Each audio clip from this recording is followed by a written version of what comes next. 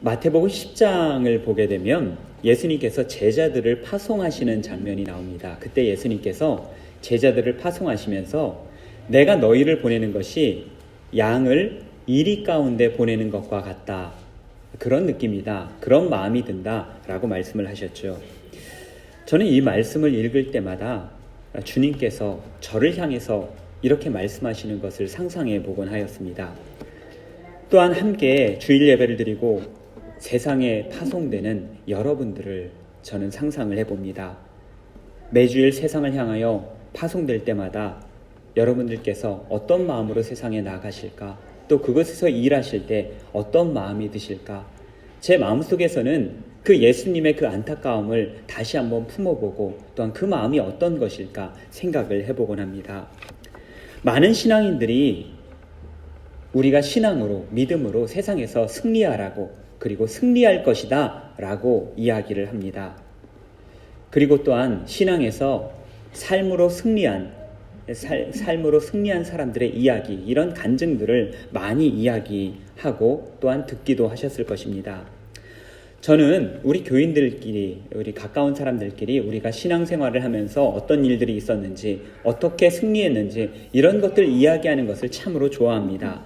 그러나 제가 종종 말씀드리는 바와 같이 저는 특별한 간증 집회, 간증을 전문으로 하시는 분들의 간증 집회를 별로 좋아하지 않습니다. 간증 집회에 등장하는 간증들은 하나님의 놀라운 은혜죠. 그러나 그 간증이 특별한 만큼 우리 현실에서는 잘 일어나지 않는 일이기도 합니다. 듣는 사람들이 한 번도 겪어보지 못한 일들을 겪었어야지 간증 집회가 가능한 것 아니겠습니까? 그래서 저는 특별 간증 집회를 좋아하지 않습니다. 듣는 간증과 제 현실적인 삶과 조금 동떨어져 있다 생각하기 때문이기도 하거니와 그러한 간증이 없어도 제 믿음과 신앙에는 별로 상관이 없다라고 생각하기 때문입니다. 놀라운 간증이 아니더라도 저 역시도 그동안 저의 삶을 돌이켜보면 신앙에서 승리하는, 믿음으로 승리하는 삶을 살아왔습니다. 군대에서 교회 가지 말라는 고참들의 여러 가지 협박에도 불구하고 교회 간다라는 이유만으로 밤새도록 매를 맞았던 적도 있는데, 이제 군대에서 제일 무서운 데가 어디입니까? 보일러실. 여기 들어가면 죽어도 한 2주나 돼야지 발견될까 하는 그러한 음침한 곳입니다. 거기에 끌려가서 밤새도록 맞으면서 너 그래도 교회 갈 거야? 가겠다고. 차라리 죽이라고. 죽어도 내가 교회에서 죽겠다고. 대부분 군대에서 신앙생활 하신 분들이 저와 같은 경험이 있으실 것입니다. 술 마시지 않는다고, 그리스도인이면 무조건 술 안 마시는 거냐 라고 하면서 때리는 고참들, 화장실에 가서 가두는 고참들, 그래도 치지 않고 승리했습니다. 제가 IMF 때 대학을 졸업했는데 정말로 기적적으로 하나님의 은혜로 취업을 했습니다. 그런데 직장 일보다도 더 힘든 게 직장 끝나고 회식과 노래방 사역이었습니다. 저는 분위기를 깨지 않으면서도 어떻게 하면 내가 그리스도인의 본분을 지킬 수 있을까 노력을 하면서 선한 싸움을 싸워왔습니다. 돌이켜보면 분명히 이 믿음의 선한 싸움에서 날마다 승리하는 삶을 살았습니다. 그런데 저는 간증하는 것을 별로 좋아하지 않습니다. 힘들었기 때문입니다. 그 힘든 삶을 지날 때마다 날마다 승리하기는 했지만 그 다음날 내일은 또 어떤 날이 지속될까? 내일은 또 어떤 일이 있을까? 그것들로 인해서 걱정하고 염려하는 그러한 삶을 살았습니다. 그래서 저는 저 스스로를 생각할 때 참 나는 연약한 사람이구나. 나는 부족한 사람이구나. 이런 생각들을 많이 했습니다. 직장을 그만두고 신학을 했습니다. 전임 사역자가 되었지만 제 모습은 여전했습니다. 제가 웃는 인상이라 웃고 다닌다고 해서 어떤 분들은 목사님은 늘 기쁨 충만, 성령 충만하세요 라고 생각하시는 분들이 가끔 계십니다. 하지만 밝게 웃고 있을 때라도 제 내면에는 고민하고 걱정하는 또 다른 제 모습이 숨어 있습니다. 그런 그늘진 모습이 제 내면 깊숙한 곳에 있는 것이 아니라 그냥 한꺼풀만 딱 벗겨내면 금방이라도 툭 튀어나올 것처럼 그것이 바로 제 내면 바로 아래 자리 잡고 있다라는 이야기입니다. 어떻게 하면 더 잘할 수 있을까? 어떻게 하면 다른 사람들에게 상처 주지 않을까? 혹시 이 일 때문에 원망하는 사람은 있지 않을까? 제가 목사가 되고 14년이 지났습니다. 담임 목회만도 제가 8년째인데 하지만 저는 여전히 날마다 근심하면서 살아갑니다. 그리고 이것이 바로 저의 모습입니다. 저는 혈액형으로 성격 나누는 것을 별로 좋아하지 않습니다. 제가 상담을 전공했기 때문에 혈액형으로 성격 나누는 것이 어떤 것이 잘못됐는지 제가 잘 설명을 드릴 수가 있습니다. 그런데 저 하나만 보자면 너무 정확한 것 같습니다. 제 혈액형이 무엇이겠습니까? A형, A+형입니다. 예수님께서 제자들을 파송하실 때 양을 이리 가운데로 보내는 것 같다라고 말씀하셨죠. 제가 바로 그 양과 같았습니다. 세상에 파송되어 늘 힘겨웠기 때문에 제자를 파송하시는 예수님의 마음이 저를 향해 말씀하시는 예수님의 마음이라고 생각하였습니다. 이제 목사가 되어서 매주일 축도로 여러분들을 세상에 파송하고 있습니다. 그러면서 혹 여러분들 중에서 저와 같이 연약한 마음, 근심하는 마음을 가지신 분들이 있지 않을까, 계시지 않을까 다시 한번 저는 염려합니다. 오늘 우리가 함께 나눌 말씀은 그러한 염려와 근심이 있으신 분들 혹은 연약한 심령을 가지신 분들에게 힘과 용기를 주는 말씀입니다. 바울은 바나바와 함께 비시디아 안디옥에서 놀라운 설교로 사람들에게 복음을 전했습니다. 본문 43절 말씀에 유대인들과 유대교에 입교한 경건한 사람들, 즉 유대교로 개종한 이방인들이 많이 찾아왔다라고 기록을 하고 있습니다. 갑자기 뭔가 부흥이 된 것 같고 바울과 바나바의 사역이 잘 되는 것처럼 보였지만 그렇게 환영받던 그들이 갑자기 버림을 받았습니다. 그 이유가 45절에 등장합니다. 유대인들이 그 무리를 보고 시기가 가득하여 바울이 말한 것을 반박하고 비방하거늘. 바울과 바나바는 은혜의 복음을 전했지만 시기하는 사람들이 바울과 바나바의 복음을 반대하고 비방하고 그들을 성 밖으로 내쫓았습니다. 본문 51절을 보게 되면 성 밖으로 내쫓긴 이 바울과 바나바가 발에서 티끌을 떨어버리고 다른 마을로 향하는 것을 볼 수가 있습니다. 발에서 티끌을 떨어버린다. 이 장면을 볼 때 여러분들은 어떠한 생각이 드십니까?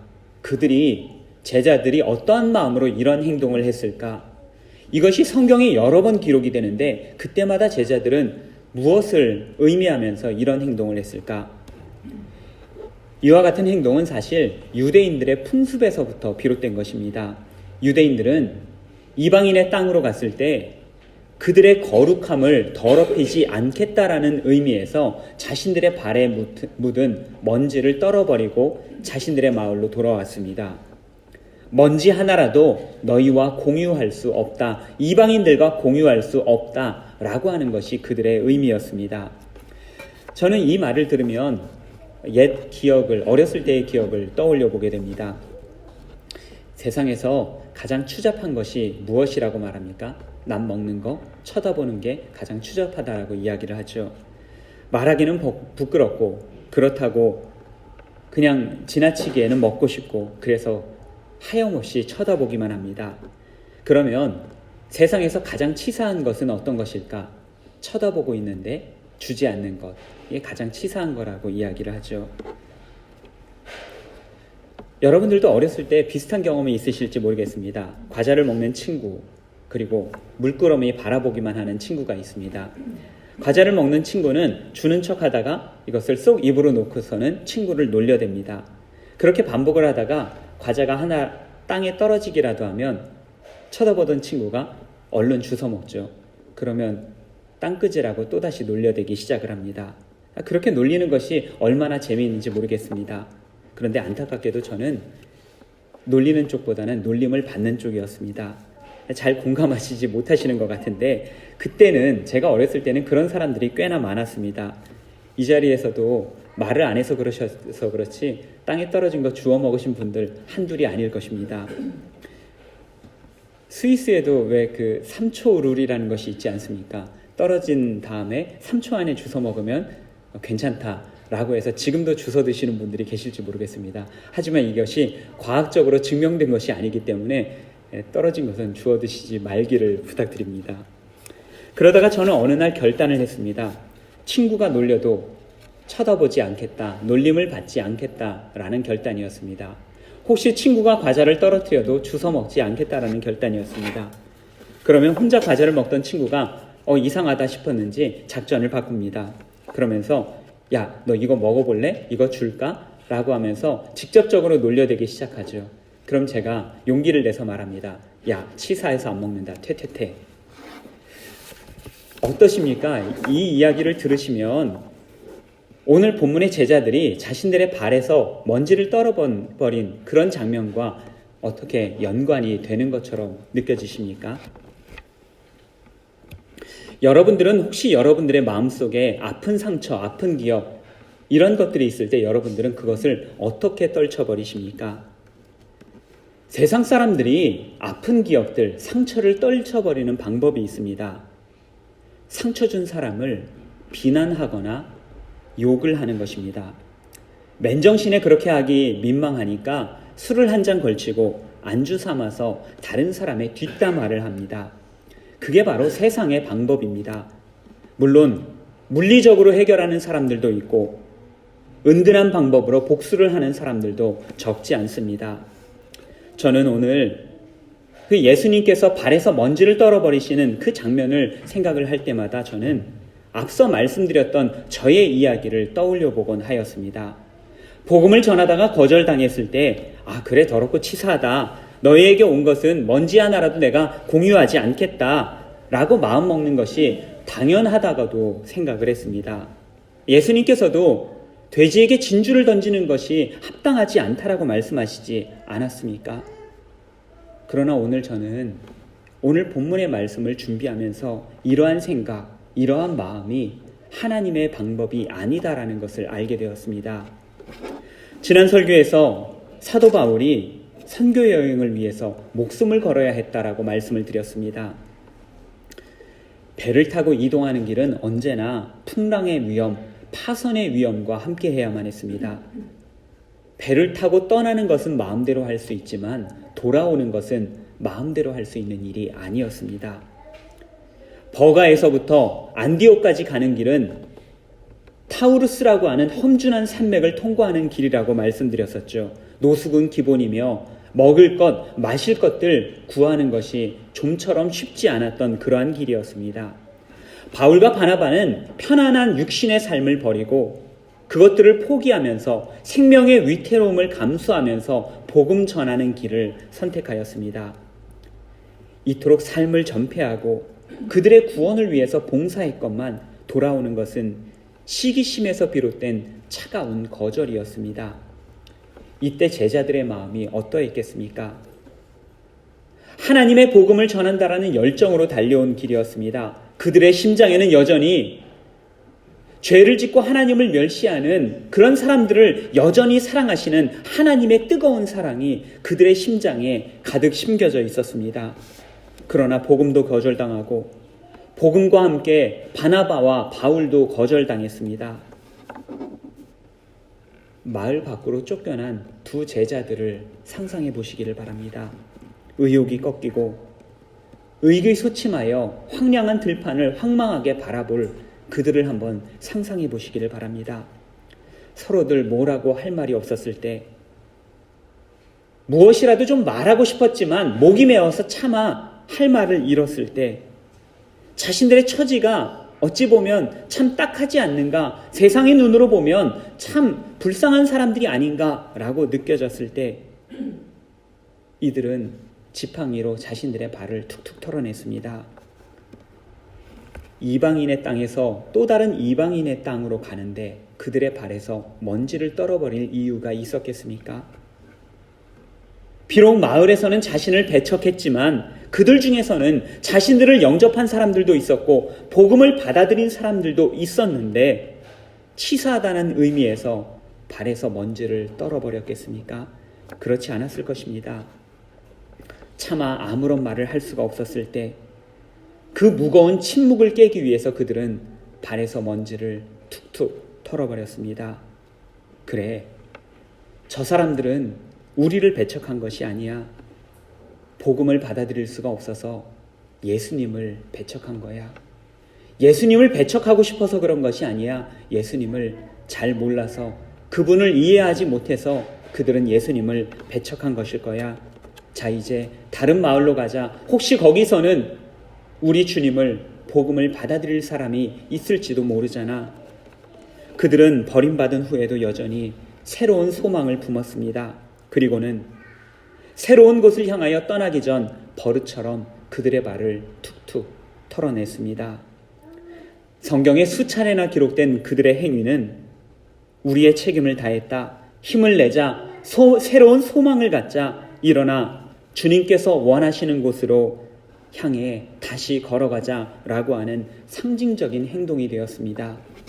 상종하지 않겠다는 것도 아니고 치사하다고 말하는 것도 아니었습니다. 그것은 절망을 떨치고 일어서는 희망의 행동이었습니다. 차마 목이 메어서 아무것도 말할 수가 없었을 때 행동으로 서로를 위로하던 사도들의 오래된 풍습이었던 것입니다. 툭툭 먼지를 떨어내면서 모든 것을 하나님께 맡겨드리겠다라고 하는, 그리고 그들에게 주어진 길을 다시 힘차게 걸어가겠다라고 하는 믿음의 고백이었습니다. 이후에 이어지는 말씀을 자세히 보실 필요가 있습니다. 52절 말씀입니다. 제자들은 기쁨과 성령이 충만하니라. 이 말씀은 놀라움을 넘어서 충격적인 고백이 아닐 수가 없습니다. 50절에서 사도들이 성 밖으로 쫓겨났죠. 그런데 어떻게 52절에서 사도들은 기쁨과 성령이 충만할 수가 있었겠습니까? 제자들은 감정도 없는 그러한 사람들이었습니까? 성경은 제자들에게 기쁨과 성령이 충만했다라고 말씀하고 있는데요. 원어의 좀 더 정확한 의미는 기쁨과 성령으로 충만해졌다라는 뜻입니다. 자기들 스스로 우리 기뻐하자, 우리 다시 즐거워하자, 성령 충만하자 라고 하는 것이 아니었습니다. 그들은 기쁨과 성령으로 충만하게 되었습니다. 그렇다면 누가 충만하게 한 것입니까? 하나님께서 하신 것입니다. 제자들이 한 일은 그저 툭툭 털어버린 일뿐이었습니다. 하나님께 맡겨드리는 일뿐이었습니다. 그렇게 의지하는 사람들에게, 그렇게 맡겨드리는 사람들에게 하나님께서는 기쁨과 성령으로 충만하게 하셨다라고 하는 것이 오늘 본문의 말씀입니다. 오늘 바울과 바나바가 그랬던 것처럼 저와 여러분의 삶에서도 여러 반대자들이 있을 수 있습니다. 적대하는 사람들도 있을 수 있습니다. 바꾸어 말해서 모든 사람들이 우리를 좋아할 수 있는 것은 아닙니다. 심지어 내가 좋은 일을 한다고 할지라도, 내가 도와주려고 할지라도 오해받을 수도 있고 배척받을 수도 있습니다. 생명의 복음을 전한다고 할 때도 외면당하기 일쑤입니다. 제가 오래전에 한국에 있을 때 그 노숙자 사역을 하는 분들을 봤었는데 이분들이 노숙자 사역을 하다가 매를 맞는 일들이 많았습니다. 그저 봉사하기 위해서, 섬기기 위한 것인데 그런데도 오해를 받고 매를 맞고 억울함을 당할 때가 많이 있다라는 거죠. 그리스도인들이 세상 사람들과 비교했을 때 비교적 선량하고 깨끗함에도 불구하고 뉴스나 신문에 등장하는 몇몇 그리스도인들의 바르지 못한 행실로 인해서 싸잡아 모욕을 당하고 배척당할 때도 있습니다. 사람들은 그렇게 때때로 우리들을 배척하고 우리들을 반대합니다. 물론 반대하는 이유가 있어서 우리가 잘못해서 그럴 때도 있을 것입니다. 우리가 잘못하면 환영받지 못하는 것은 당연할 수도 있습니다. 그러나 우리가 그리스도인으로서 바르게 살아가려고 노력하면 노력할수록 세상에서는 배척당할 수밖에 없다라고 성경은 우리에게 말해주고 있습니다. 세상이 예수님을 배척하기 때문입니다. 세상이 예수 그리스도의 뒤를 따르는 그리스도인들을 반대하기 때문입니다. 우리가 생각하고 살아가는 방식들을 세상이 감당할 수가 없기 때문입니다. 우리가 바른 그리스도인이 되고자 할 때 직면하는 고통과 어려움을 우리 주님께서는 외면하지 않으십니다. 52절의 말씀처럼 우리 주님께서는 우리를 기쁨과 성령으로 날마다 충만하게 하시는 분이시기 때문입니다. 이것이 바로 힘들고 어려워도 사도들이 기뻐하고 즐거워할 수 있는 이유, 또한 그들의 소명을 끝까지 이어갈 수 있는 이유였던 것입니다. 날 구원하신 주 감사라는 찬양이 있습니다. 많은 분들이 잘 아시고 즐겨 부르시는 찬양이죠. 특별히 감사절에 부르면 저희가 많은 은혜가 되는 그런 찬양입니다. 이 찬양을 보게 되면 진정한 감사의 자세가 무엇인지 배우게 되죠. 2절에 보면 이런 감사가 있습니다. 이런 가사가 있습니다. 응답하신 기도 감사, 거절하신 것 감사. 3절에는 이렇게 찬양하죠. 길가의 장미꽃 감사, 장미꽃 가시 감사. 우리가 감사를 드리는 것은 좋은 일에만 감사를 하는 것이 아닙니다. 성공하고 출세하고 좋은 직장에 들어가고 돈을 벌고 해서 주님 앞에 감사드리는 것이 아닙니다. 상황과 관계없이 감사드리는 것도 아닙니다. 모든 상황 속에서 감사드리는 것, 이것이 바로 진짜 감사이고 진짜 믿음입니다. 우리의 감사는 무지개 동산에서의 감사가 아닙니다. 우리의 감사는 근심 많은 세상 속에서의 감사입니다. 감사에 대한 결단이고 모든 것을 하나님께 맡겨드리기로, 감사하기로 결단하는 것입니다. 설교 서두에 어떤 분들은 저를 보고서 제가 웃으니까 기쁘고 즐거워하는 사람, 이런 사람으로 생각하는 그런 분들이 있다고 말씀드렸습니다. 설교 서두에 나눈 바와 같이 그러나 저는 근심이 많은 사람입니다. 조그만 걱정이라도 있으면 잠을 잘 자지 못하고 음식을 소화시키지 못합니다. 밝은 제 모습 바로 한꺼풀 아래에는 불안하고 근심하고 있는 제 모습이 잠자고 있습니다. 그러나 그러한 연약한 저를 덮고 있는 한꺼풀, 저를 덮고 있는 이 한꺼풀은 바로 성령님이십니다.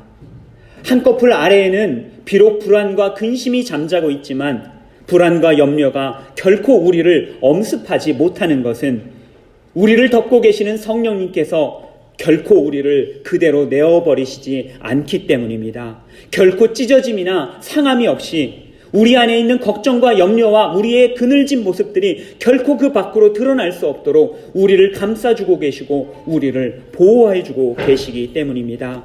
주님 다시 오실 그때까지 우리를 지키시겠다라고 말씀하고 계십니다. 이 놀라운 비밀을 알았던 사도 바울은 로마 교회에 보내는 편지에서 다음과 같이 말씀하고 있습니다. 내가 확신하노니 사망이나 생명이나 천사들이나 권세자들이나 현재일이나 장래일이나 높음이나 깊음이나 다른 어떤 피조물이라도 우리를 우리 주 그리스도 예수 안에 있는 하나님의 사랑에서 끊을 수 없느니라. 아멘. 우리 모두는 결코 끊을 수 없는 하나님의 사랑 한가운데 있습니다. 오늘은 주일학교 성탄 축하를 함께 나누는 그러한 시간이 있습니다. 그래서 지금 좀 소란하죠. 성탄은 우리를 사랑하시는 하나님의 사랑이 이 땅에 드러난 것을 함께 기념하고 감사하는 날입니다. 우리를 위해서 저와 여러분을 너무나도 사랑하셔서 전능하신 하나님께서 연약한 아기의 모습으로 이 땅에 오셨습니다. 이 사랑이 우리에게 있습니다. 예수 그리스도를 통해서 만나는 사랑입니다. 성령님을 통해서 계속해서 지속되는 하나님의 사랑입니다. 성령님께서 우리를 덮으실 때 우리는 우리의 모든 어두움들을 뒤로하고 기쁨과 성령으로 충만한 삶을 살아갈 수 있습니다. 바울과 바나바도 참으로 많이 억울했을 것입니다. 버림받고 배척당하는 것이, 번번이 이런 일을 당하는 것이 힘들었을 것입니다. 그러나 주님께 맡길 때 그들은 다시 한번 기쁨과 성령으로 충만해질 수 있었습니다. 새로운 소망을 품고 또한 새로운 비전을 향해서 나아갈 수 있었습니다. 우리의 인생에는 언제나 근심이 있습니다. 두려움도 있습니다. 반대자도 있고 배신자들도 있을 수 있습니다. 아무리 예수님을 믿고 살아도 세상의 나쁜 사람들을 다 피해서 살 수는 없습니다. 그러나 이 모든 것들을 우리 주님한테 맡기면서 살아가실 수는 있습니다. 툭툭 주님 앞에 털어버리실 수 있습니다. 그때 우리 주님께서는 성령님을 보내시어 근심 많은 세상에서 저와 여러분을 덮어주실 것입니다. 그 한꺼풀 아래에 무엇이 담겨있던 성령님께서는 우리를 기쁨과 성령으로 충만하게 하며 주님과 동행하는 삶을 살도록 인도하여 주실 것입니다. 기도하겠습니다.